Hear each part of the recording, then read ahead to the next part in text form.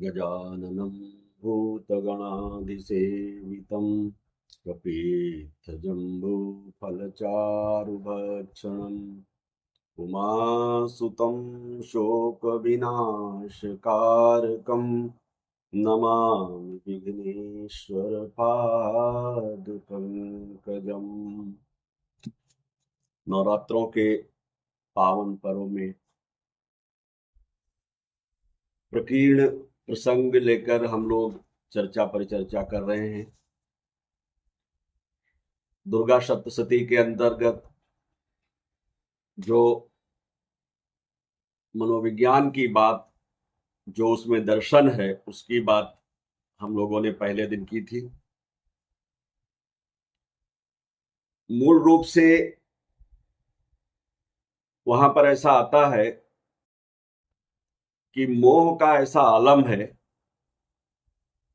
कि चिड़िया खुद भी भूखी होती है, लेकिन जो तिनका या दाना चुन के लाती है वो अपने चूजे के मुंह में डालती है और खुद भूखी सो जाती है।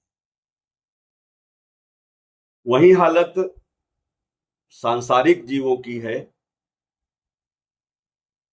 गाय है, अपने बछड़े के लिए दिन भर जब चरने जाती है तो घास भी नहीं चर पाती, उसका मन अपने बछड़े में लगा रहता है और जब भी मौका मिलता है तो वो भाग के अपने बछड़े के पास आती। दोनों, सुरथ नाम का राजा और समाधि नाम का वैश्य, दोनों अपने अपने कारणों से दुखी हैं। तो जो मेधा नाम के ऋषि हैं वो उनको यही समझाते हैं कि ये जो भगवान की लीला है ये मोह के रूप में प्रकट होती है और हमारे कष्टों का सबसे बड़ा कारण हमारा मोह ही है। दोनों ही दुखी हो रहे हैं। एक का राज्य चला गया, एक को घर से निकाल दिया गया। दोनों इस कारण दुखी हैं। एक कहता है कि हमने अपने राज्य को सुदृढ़ किया था, जिन मंत्रियों को हमने पाला पोसा था, जिस प्रजा को हमने खूब दिया था, वो आज मेरा साथ छोड़ गए और जो दुश्मन आक्रांता हैं उनकी तरफ मिल गए। आज हमें जान बचा के अपने ही राज्य से भागना पड़ा। समाधि नाम का जो वैश्य है वो भी यही कहता, अरे आप तो राज्य के बासिंदों की बात कर रहे हैं, प्रजा की बात कर रहे हैं, सेनापति और मंत्रियों की बात कर रहे हैं। हमारे तो घर के लोगों ने, हमारी पत्नी ने, बच्चों ने, रिश्तेदारों ने ही हमें निकाल दिया कि अब आप किसी काम के नहीं रहे। तो ऋषि पूछते हैं, मेधा ऋषि, कि तकलीफ क्या है? कहते तकलीफ ये है कि जब मैं यहां आपके आश्रम में आया हूं तब भी हमारा मन उन्हीं के अंदर रमा हुआ है। वैश्य कहता है कि मेरा मन अपने बच्चों में लगा हुआ है, अपने घर में लगा हुआ है। यद्यपि मैं जानता हूं कि उन लोगों ने मुझे घर से निकाला है, फिर भी मेरा मन है कि यहां नहीं लगता, उन्हीं के पास लग रहा। राजा भी यही बात कह रहा है कि जिस प्रजा का मैंने पालन पोषण किया था उसी प्रजा में ने मुझे निकाल दिया या मेरा साथ नहीं दिया, और आज मेरा मन उसी प्रजा में ही लगा हुआ है कि किस प्रकार से मैं उन्हीं के बीच में जाऊं और उन्हीं के बीच में रहूं जाके। मेधा नाम के जो ऋषि हैं, मेधा क्या होती है? मेधा बुद्धि को कहते हैं। जब आपको इस तरह से मोहग्रस्त हो जाएं तो आप मेधा की शरण में जाइए, यानी अपनी बुद्धि की शरण में जाइए और बुद्धि आपको रास्ता बताएगी। रामचरितमानस में तुलसी बाबा ने लिखा है मोह सकल व्याधिन कर मूला, ताते पुनि उपजहि बहुशूला। जितने भी रोग हैं, बीमारियां हैं, तकलीफें हैं, वो सब मोह से उत्पन्न होते हैं। अगर हम मोह से ऊपर हो जाएं तो हम परमहंस हो जाएंगे, हमारे मन में शांति हो जाएगी। मेधा ऋषि उनको समझाते हैं कि देखो, व्यक्ति जो है वो बार बार मार खाता है, फिर भी वही तमाशा देखने जाता है। यही भगवान की लीला है, और इसी लीला के चलते वो संसार के आवागमन के चक्र में फंसा रहता है। आप दोनों अपनी बात देख लीजिए, आपको क्यों कष्ट हो रहा है? आपको यह कष्ट हो रहा है कि जिनको हमने पाला पोसा था, खिलाया पिलाया था, वही आज आपकी बात नहीं सुन रहे। तो क्या हुआ? आपने अपना कर्तव्य किया था, वो अपना कर्तव्य नहीं कर रहे हैं। खुश रहो, भगवान के चरणों में अपना मन लगा दो, थोड़ा मन को उनसे दूर करने की कोशिश करो, आपको शांति मिल जाएगी। लेकिन बुद्धि की बात कौन मानता है? बुद्धि भी कलुषित हो जाती है, मोहग्रस्त हो जाती है। बार बार 100 जूते खाएं, तमाशा घुसकर देखे जाएं, उस स्थिति में होता है। तो मेधा ऋषि वो जो कहानी सुनाते हैं माता जी के नाम पर, चाहे वो मधुकैटभ की कहानी हो, वो है तो मोह की कहानी।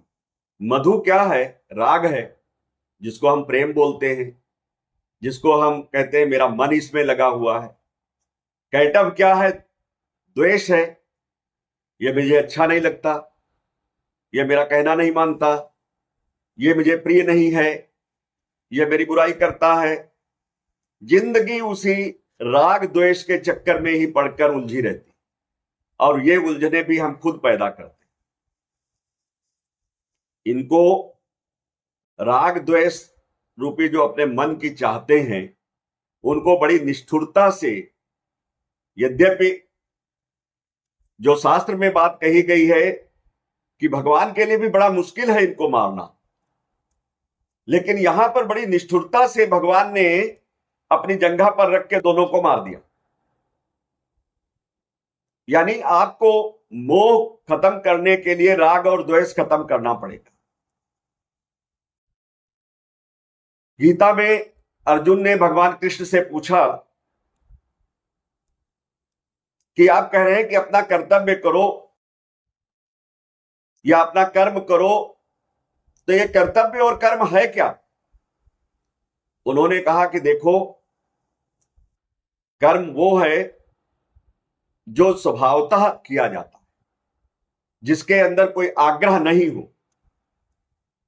जो कुछ सामने आएगा वैसा करते चले जाओ।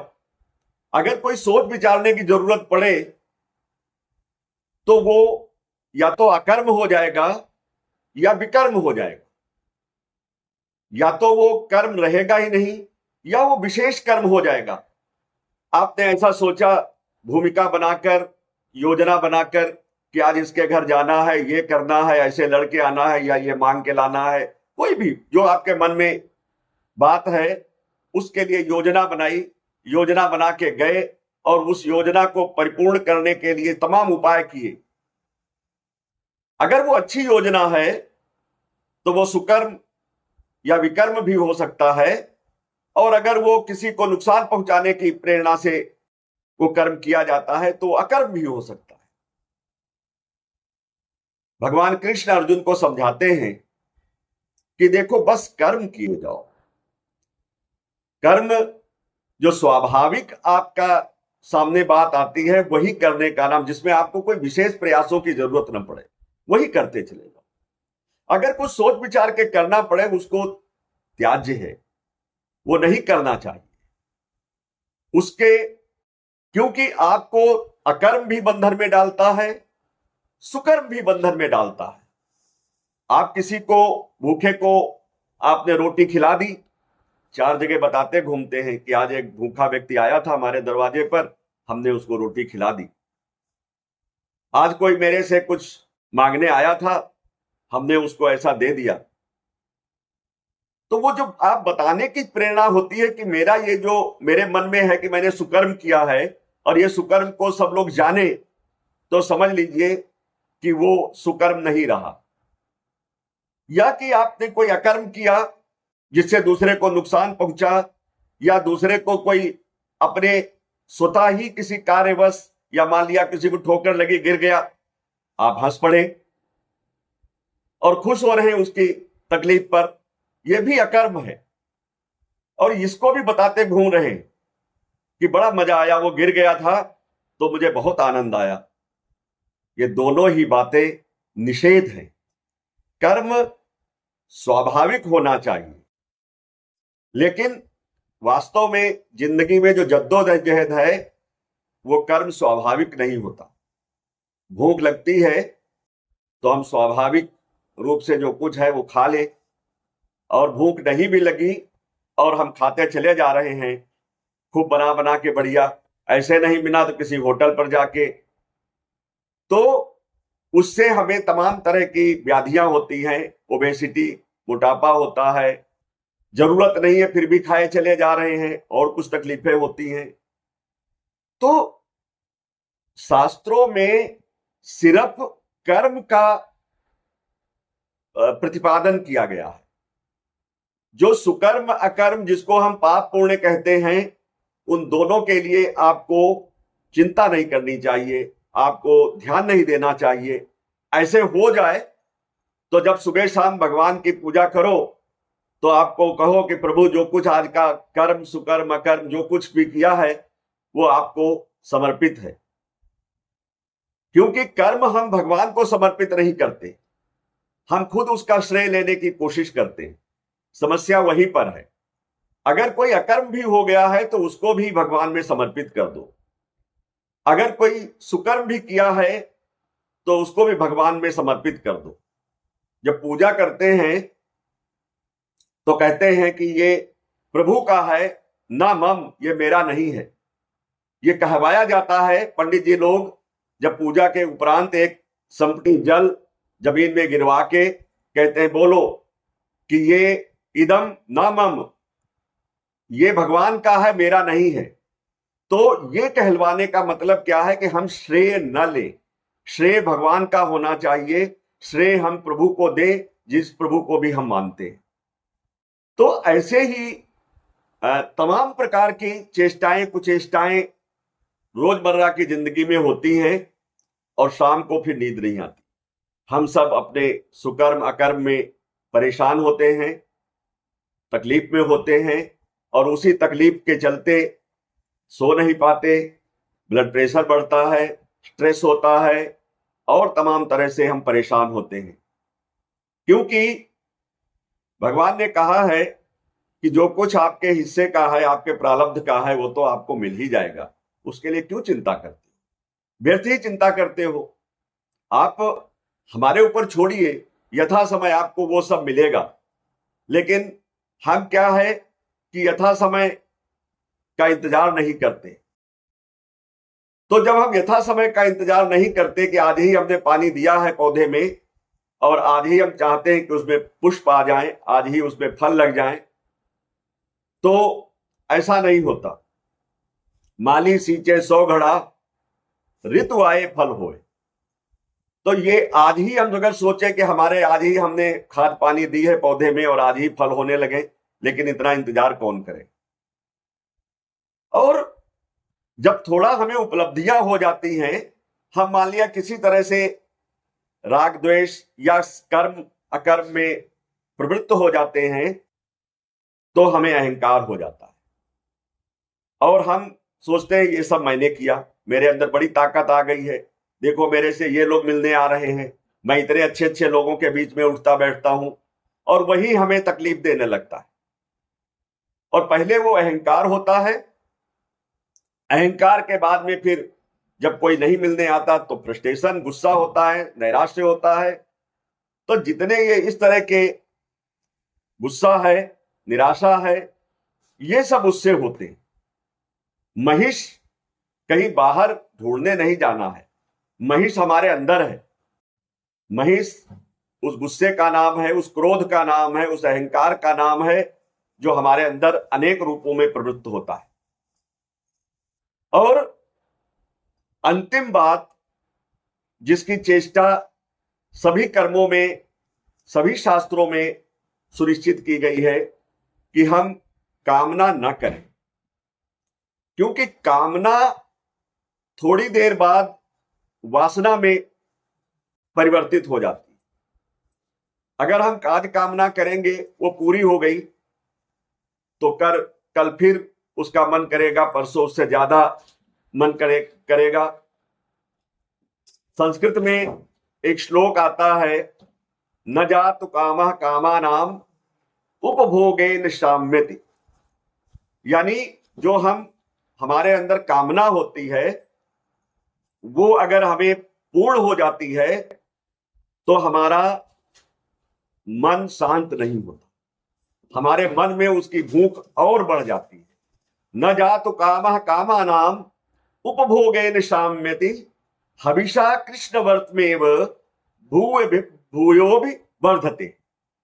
जिस तरह से जब हम अग्नि में घी का हवन करते हैं तो अग्नि और ज्यादा प्रज्वलित हो जाती है, उसी प्रकार से जब हम अपनी कामनाओं को परिपुष्ट करते हैं या कामनाओं को पूरा करने की जद्दोजहद में लग जाते हैं, तो वो कामनाएं या हमारी भूख और बढ़ जाती है। आज आप उपवास रहने लगो तो आपका उपवास से मन भरा रहेगा। अगर आप 2 रोटी खाने लगो तो 2 रोटी से मन भरा रहेगा। अगर आप दिन भर खूब अच्छे अच्छे पकवान खाते रहो तो आपका मन ही नहीं भरेगा, और लाते जाओ, खाते जाओ। जो कामनाओं को पूर्ण करने से कामनाएं शांत नहीं होती, कामनाएं और बढ़ती है। जैसे कि हवन करने से आग शांत नहीं होती, आग और बढ़ती है। तो इसी प्रकार से जो दुर्गा सप्तशती का अंतिम चरण है, जिसमें कामनाओं पर निषेध की बात की गई है, शुंभ निशुंभ रक्त बीज कुछ नहीं है, ये इच्छाएं हमारी रक्त बीज हैं। आज एक इच्छा है, कल दूसरी इच्छा हो गई। आज हमारे मन में है कि हमें रोटी नहीं है तो रोटी मिल जाए, जिस दिन हमारी नौकरी लग जाती है, कमाई होने लगती है, रोटी मिलने लगती है, तो हम कहते हैं घर बन जाए।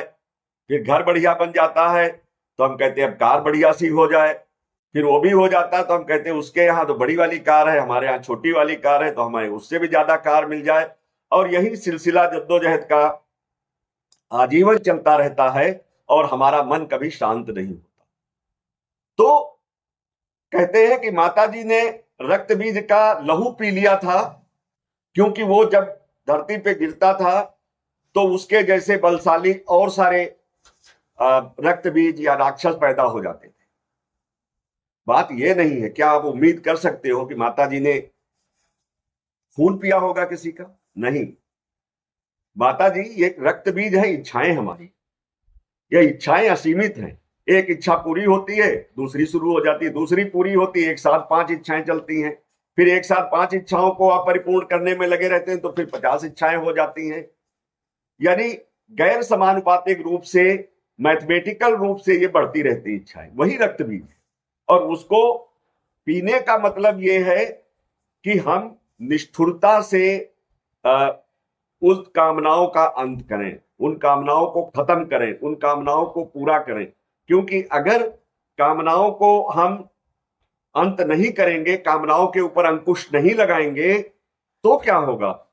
कामनाएं विलासिता में परिवर्तित हो जाएंगी और विलासिता का फिर और बुराइयां सामाजिक जो हैं उनमें परिवर्तित हो जाएंगी और इसका कोई अंत नहीं है। इसलिए ईशावास्योपनिषद में पहला ही श्लोक कहा गया है, ईशावास्यमिदं सर्वं यत् किंचित जगत्याम जगत तेन त्यक्तेन भुंजीथा मा गृधा कस्य शुद्धनम। यानी जो कुछ भी है संसार में वो ईशावास्य है, यानी वो भगवान का दिया हुआ है, उस सब में भगवान को देखो। एंड ईशावास से मिदम सर्वम, यानी ये जो कुछ भी है ये सब कुछ इसमें भगवान का वास है। तो इसको तेन त्यक्तेन भुंजीत, इसको त्याग पूर्वक उपभोग करो। 4 रोटी की भूख है, 2 खा लो और कहो कि पेट भरा हुआ है। आप दूसरे के 5 जोड़ी कपड़े देख के मन नहीं हो, ये हो कि हमारे पास जो भी है वो सुंदर है, संतोष होना चाहिए। क्योंकि जब तक संतोष नहीं होगा तब तक आपका यात्रा सही दिशा में नहीं जाएगी, तब तक आपके जद्दोजहद ये जिंदगी भर मत्था मारते रहेंगे दीवारों में।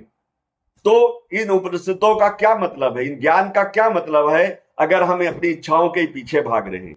ईशावास्य मिदम सर्वम यत् किंचित जगत्याम जगत, संसार में जो कुछ भी है वो सब ईश्वरमय है। और तेन त्यक्तेन भुंजी था, इसलिए इसका त्याग पूर्वक उपभोग करो। मां गृधा कस्य सुधनम, किसी के धन को देखकर हमें लालच नहीं करना चाहिए। देख ही पराई चूपड़ी मत ललचाए जीव, बहुत सामान्य रूप से कहा गया है। छोटी छोटी बातें हमारे समाज में हैं। इस बात को एक और दत्तात्रेय जी हुए हैं, नहीं ये भर्तृहरि का है, नीति शतक का श्लोक है, और वहां पर उन्होंने कहा है कि वयमि ही परितुष्टा बल कलैस्तुम च लक्ष्म्या मनसि परितुष्टे कोर्थवान को दरिद्रा। भर्तृहरि जी ने कहा कि मेरे को तो बलकल वसन से भी संतुष्टि है, यानी अगर हम पेड़ की छाल से भी अपनी इज्जत ढकते हैं, अपने वस्त्र बनाकर पहन लेते हैं और हम संतुष्टि हो जाती हमें। तुम च लक्ष्म्या, और आपके पास बहुत सारी लक्ष्मी है, धन है, आप उससे संतुष्ट होते हैं। तो मनसि च परितुष्टे, अगर हम दोनों को मन में संतोष बराबर है तो कोर्थवान को दरिद्रा, तो कौन पैसे वाला हुआ कौन दरिद्र हुआ, संतोष तो दोनों का बराबर है, खुशी तो दोनों को बराबर है। हमारे गुरुजी कहते थे कि देखो 2 तरह के लोग होते हैं। एक ऐसा बच्चा होता है कि जिसको ये है कि मुझे फर्स्ट क्लास आएगा और 59% आते हैं और वो जमुना में छलांग लगा देता। और एक का उस जमाने में 33% में पास होते थे। 33% आते हैं तो पप्पू पास हो गया, पूरे मोहल्ले में लड्डू बांटे जाते हैं। क्या हुआ जी, लड्डू क्यों बंट रहे हैं जी, पप्पू पास हो गया। तो एक 59% वाला तो जमुना में छलांग लगा देता है और 33% वाला लड्डू बांटता है। तो मनसि च परितुष्टे कोर्थवान को दरिद्रा, अगर दोनों को संतोष बराबर है, दोनों को खुशी बराबर है, तो किसी ने 59% पाए, किसी ने 33% पाए, क्या फर्क पड़ता। हमें तो ये है कि हमारे अंदर ये पीड़ा होती है कि हाय 1% और क्यों नहीं आया, हाय हमारे पास दूसरे के बराबर की गाड़ी क्यों नहीं है, हाय दूसरे का बच्चा हमसे ज्यादा नंबर क्यों पा गया। तो ये जो स्थिति है, इसी हम जद्दोजहद में लगे रहते हैं। अंत में माता रानी दोनों सूरत नाम के राजा को, समाधि नाम के वैश्य को आशीर्वाद देती हैं कि जाओ, जो कुछ तुम चाहते हो वो तुम्हें प्राप्त होगा, परंतु अबकी से एक ही चीज, -1 थिंग, और वो -1 थिंग क्या है, मोह नहीं होना चाहिए। मिल जाए खूब एंजॉय करो, भोग करो, खूब लुटाओ, जो मन करे सो करो। नहीं मिले तो भी उतनी ही खुशी होनी चाहिए। कोई आपको, पुराने जमाने की बात है कि जब संत लोग आते थे तो बड़े प्यार से माताएं खूब सारा बढ़िया पकवान बनाती थी कि हमारे दरवाजे पर देवता आया है, कोई संत महात्मा आए हैं। लेकिन संत जी क्या करते थे कि वो सारा खाना एक ही में मिला देते थे और फिर खा लेते थे, क्योंकि उनको स्वाद वो अपने जबान पर जाने नहीं देना चाहते थे। उनको जो कुछ मिला सब बराबर है, उसमें खीर भी है, उसमें सब्जी भी है, तो उसमें दाल सब्जी अचार खीर में कोई अंतर नहीं है उनके लिए, सारा मिलाया खा लिया और बस। और कई लोग तो ऐसे होते थे कि एक घर में जाते थे प्रसाद पाने के लिए, वहां जो मिल गया उसी से पूरा 24 घंटे कटे। आज उस तरह के बाबा लोग कहां रह गए, आज उस तरह के संत लोग कहां रह गए। मैं गया था, मेरे एक परिचित वृंदावन में संत थे, तो वो कहने लगे कि मेरे शुगर हो गया। मैंने कहा बाबा जी आपको शुगर क्यों हो गया? कहते माल छानने को बहुत मिलता बाबाओं को। खुद ही बोल रहे थे। यानी आज अगर बाबा की सेवा में कोई कमी रह जाए, अच्छी पनीर की सब्जी नहीं बने, खीर नहीं बने, कुछ रसमलाई नहीं आए, तो बाबा नाराज हो जाते, कहते ये तो सेवा नहीं करते। तो ऐसी स्थिति में यहां बाबा की बात नहीं है। पुराने जो संत होते थे अपनी जुबान को स्वाद का अनुभव नहीं देना चाहते थे। उनके लिए खीर और किसी और चीज का, नमकीन चीज का कोई अंतर नहीं था। जो मिल गया, जैसा मिल गया, सब एक में मिला दिया, जो बिना उस जय श्री राम। हमारे पिताजी हैं, कुछ भी खाते थे जय श्री राम बोल के मुंह में अपने रखते थे, हर इच्छा नारायण बोल के अपने मुंह में रखते थे। अब वो हमारे सब संकल्पनाएं कहां चली गई? हमारे ये सब संस्कार कहां चले गए? हमें ये सब बताने वाले गुरु संत महात्मा कहां चले गए? अब तो भोग का जमाना है, और जब भोग इस तरह का हो जहां पर कोई पिता और पुत्र भी भोग के लिए लड़ जाते हो, तो फिर समझ लीजिए कि कलयुग पूरा हो गया। और जब कलयुग अपने चरम पर हो तो फिर माता रानी की शरण में जाना चाहिए, क्योंकि नवरात्र का व्रत रखने से कुछ हासिल नहीं है। कहीं नहीं लिखा है कि आप 9 दिन खाना मत खाइए लेकिन दूसरे की बुराई करिए। कहीं नहीं लिखा है कि अकर्म और विशेष कर्म सब वही हैं, तो फिर 9 दिन का ये व्रत का जरूरी नहीं है करना।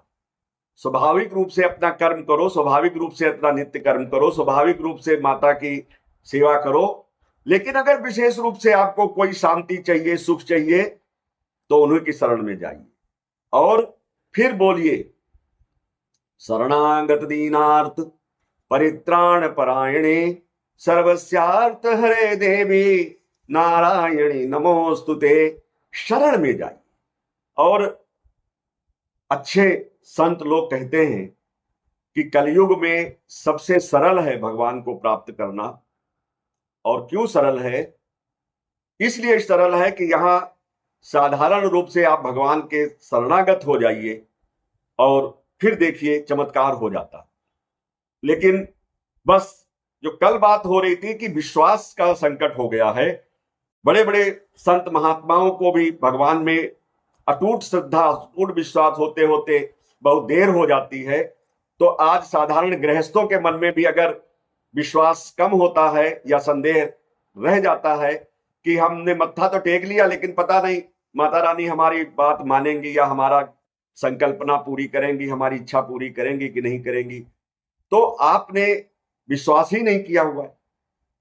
द्रौपदी का चीरहरण जब हो रहा था तो किसी ने भगवान से प्रश्न किया कि इतनी देर क्यों लगा दी? उन्होंने कहा इन्होंने मुझे देर में ही पुकारा तो मैं देर में ही आया। इन्होंने पहले तो सबको बुलाती रही, कभी भीष्म पितामह को, कभी द्रोणाचार्य को, कभी धृतराष्ट्र को, कभी अपने पतियों को। जब सबकी तरफ से कुछ नहीं इनको हासिल हुआ तब ये हमारे पास आई, हमारी शरण में आई, तब इन्होंने हमें पुकारा। अगर पहले पुकार लेते तो हम पहले आ जाते। तो कुल मिला के सार यही है कि हम भगवान में, माता रानी में, जो भी हमारा इष्ट हो उसमें मन लगाएं, उनके शरणागति हो जाएं।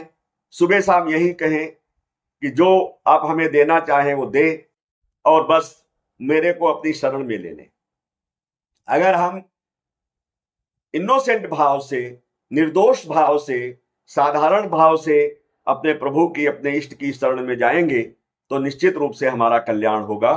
और गृहस्थ धर्म प्रश्न कई बार लोग करते हैं, तो गृहस्थ तो इच्छाओं का ही नाम है। गृहस्थ सबसे उत्तम आश्रम है क्योंकि ये बाकी के 3 आश्रमों को परिपुष्ट करता है। गृहस्थ में क्या था कि जो अभी ईशावास्योपनिषद का श्लोक हमने सुनाया, मंत्र तेन त्यक्तेन भुंजी था। सबसे पहले खाना बनता था तो 5 कौर निकाले जाते थे, कुत्ता को, गाय को, कोई अतिथि को, चिड़िया को, सबको दिए। अब इतना टाइम ही नहीं होता कि किसी के किचन में 5 कौर किसी गाय के लिए या किसी पशु पक्षी के लिए रखे जाएं। तो पहले क्या था कि दूसरे को पूछ के, और हमारे यहां हिंदू धर्म में भोजन नहीं किया जाता था, प्रसाद ग्रहण किया जाता था। जो कुछ आता था सबसे पहले भगवान को समर्पित किया या बड़े बुजुर्गों को समर्पित किया, दिखाया, और उसके बाद में सबको दिया, बच्चों को दिया, खुद किया। तो हम प्रसाद ग्रहण करते थे। हमने वो संस्कार धीरे धीरे छूट रहे हैं, कुछ लोगों के यहां रह गए हैं। और बड़े बुजुर्गों से पहले कहते बच्चा है इसको पहले दे दो। बच्चा कब सीखेगा कि पहले बच्चे को नहीं मिलना चाहिए, पहले बड़े बुजुर्गों से शुरुआत करनी चाहिए। बड़े बुजुर्गों से भी पहले भगवान को समर्पण करना चाहिए।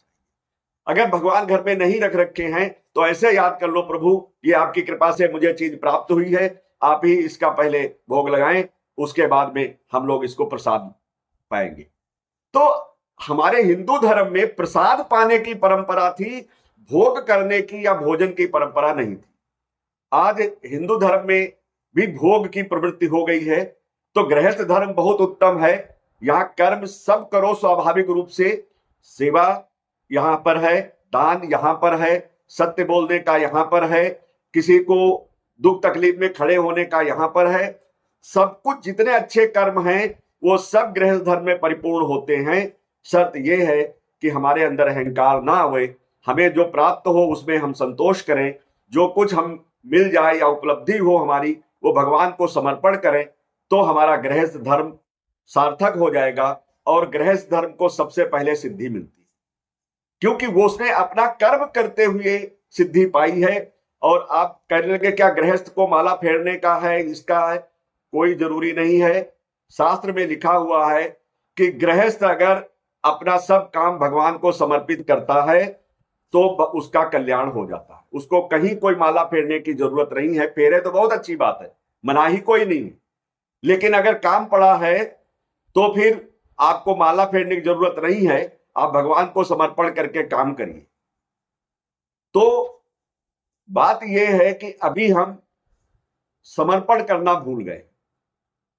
प्रश्न एक बार किसी ने पूछा एक पंडित जी से कि फिर गोपियां तो अपना दूध छोड़ के भाग जाती थी, जैसी थी वैसी भाग जाती थी। तो बात है कि क्या छोड़ के भाग रहे हो? भगवान के लिए भाग रहे हो ना, आपको पता ही है भगवान। तो आप भी वही तो है कि सब कुछ छोड़ के भगवान को समर्पित कर दो। वहां तो शिक्षा अगर उसी को लेना चाहते हो, उतनी सी बात है कि आप भी भगवान के लिए भागो, कुछ बनाओ, भागो, भगवान को समर्पित कर दो। नया कपड़ा आवे पहनो, भगवान को मत्था टेक लो। कुछ हासिल हो, नौकरी लग जाए या कोई बिजनेस हो जाए या कार आ जाए, भगवान को अर्पित कर दो। भगवान को कहो कि प्रभु आपकी कृपा से हासिल हुई है, आप भी भागो ना भगवान की तरफ। सब कुछ छोड़ के सबसे पहले भगवान की तरफ भागो। यही तो बात है कि हमें भगवान को समर्पित करना सीख जाए हम, तो हमारा जन्म सार्थक हो जाएगा। बोलो सियावर रामचंद्र की।